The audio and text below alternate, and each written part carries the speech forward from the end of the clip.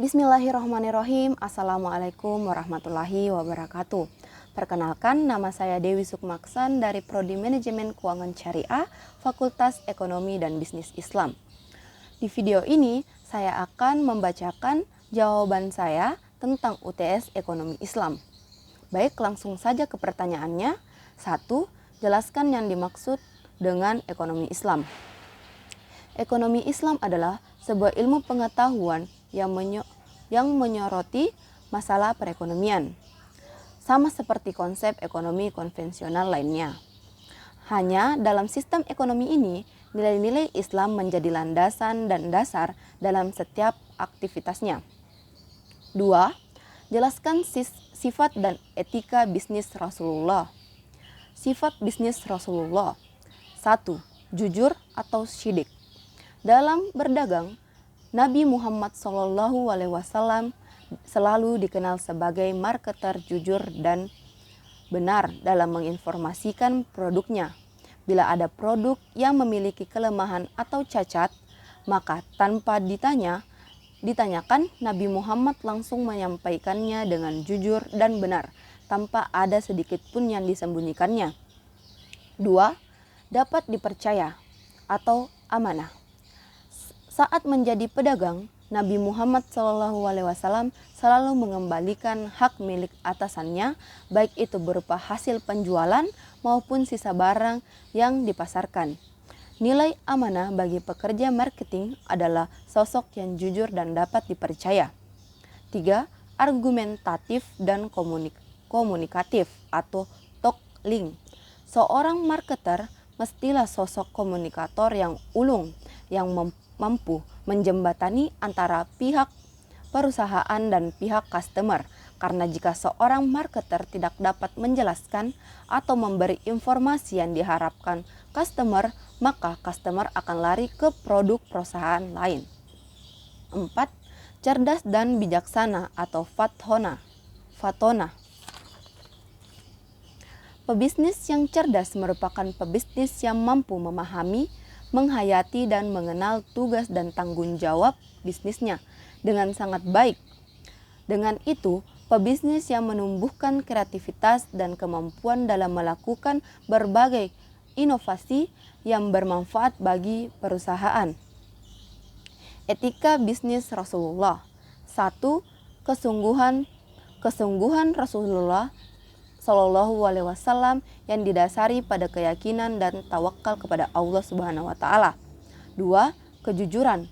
Jauh sebelum beliau menjadi nabi dan rasul, masyarakat di Mekah telah mengenal beliau sebagai orang yang sangat jujur. 3. Keadilan. Rasulullah SAW tidak membeda-bedakan mitra bisnis dan pelanggan. 4. Kerelaan dan kesetaraan. Tidak ada paksaan dalam bertransaksi bisnis, juga tidak egois. 5. Murah hati dan kedermawanan. Ketika bertransaksi bisnis, beliau memberi kemurahan kepada rekan bisnis atau pelanggan, serta tidak menentukan bagi hasil untuk mematok harga barang secara berlebihan. 6. Ikhlas melayani. Beliau mengajarkan bahwa berbisnis dalam Islam tidak boleh sekadar mengejar keuntungan, melainkan juga berorientasi kepada kepada sikap ta'amun atau tolong menolong. 3. Jelaskan perbedaan sistem ekonomi kapital dan sosialis. Ekonomi kapital bersifat individu, sedangkan sistem ekonomi sosialis bersifat lebih kolektif atau rasa kepentingan masyarakat daripada kepentingan individu.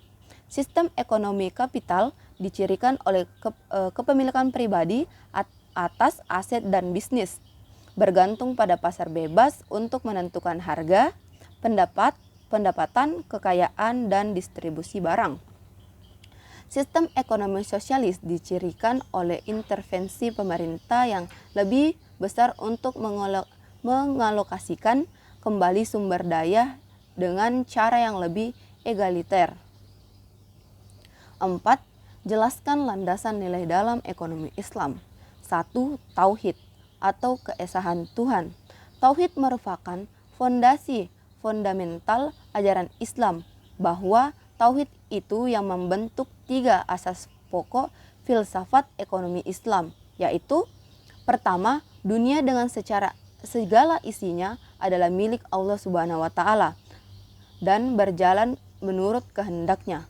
Quran surah Al-Maidah ayat 20 dan Quran surah Al-Baqarah ayat 6. Kedua, Allah Subhanahu wa taala adalah pencipta manusia dan semua makhluk tunduk kepadanya.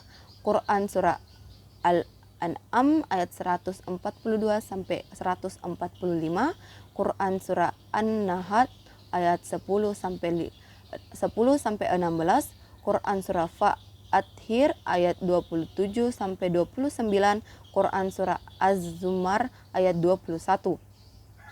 Ketiga, secara horizontal, iman kepada hari kiamat adalah akan mempengaruhi perilaku manusia dalam aktivitas ekonomi. 2. Atau keadilan. Pemenuhan kebutuhan pokok bagi setiap manusia, sumber pendapatan terhormat, distribusi pendapatan dan kekayaan secara merata, dan pertumbuhan dan stabilitas ekonomi yang baik. 3. Nubuwah atau kenabian. Manusia tidak dibiarkan hidup tanpa mendapat petunjuk dan bimbingan dari Allah Subhanahu wa taala.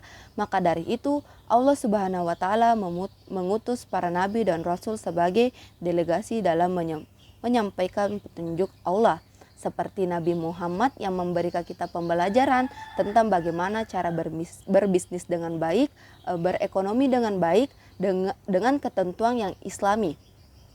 Keempat, khalifah atau kepemimpinan. Khalifah ini melandasi prinsip kehidupan kolektif manusia.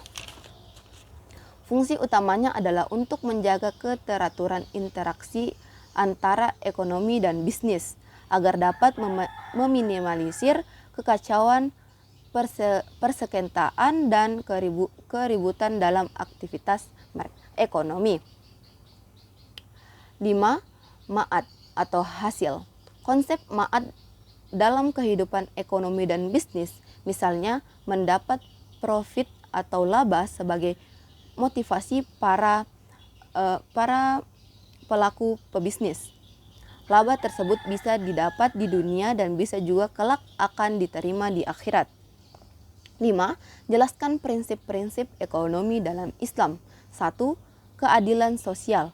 Islam menghendaki praktek ekonomi yang dapat meminimalisir kesenjangan. Prinsip keadilan ini nampak larangan adanya eksplorasi, baik eksplorasi sumber daya alam ataupun sumber daya manusia. 2. Menjauhi riba. Secara khusus, riba yang dimaksud di sini adalah riba qardi atau praktik pengembalian dana lebih atas dari dana yang dipinjamkan. 3. Tidak bersifat spekulatif. Beberapa praktek ekonomi dianggap memiliki unsur spekulatif yang kental sehingga dianggap menyerupai riba. 4. Adanya pembagian resiko.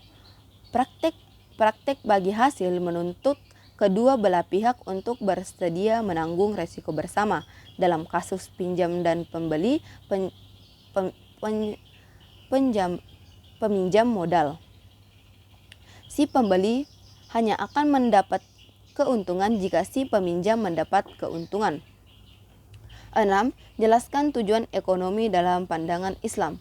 Pelaksanaan tujuan ekonomi Islam secara umum adalah tercapainya kebahagiaan dan kesejahteraan bagi semua orang. Selain yang utama, berikut tujuan ekonomi Islam lainnya. Memposisikan ibadah kepada Allah Subhanahu wa taala lebih dari segalanya, menyeimbangkan kehidupan dunia dan akhirat, mendapat kesuksesan perekonomian yang diperintahkan Allah Subhanahu wa taala, menghindari kerusuhan dan kekacauan perekonomian. 7. Jelaskan yang dimaksud dengan konsep khalifah dalam ekonomi Islam. Khalifah merupakan presentasi bahwa manusia adalah pemimpin di dunia ini dengan dianugerahi potensi mental dan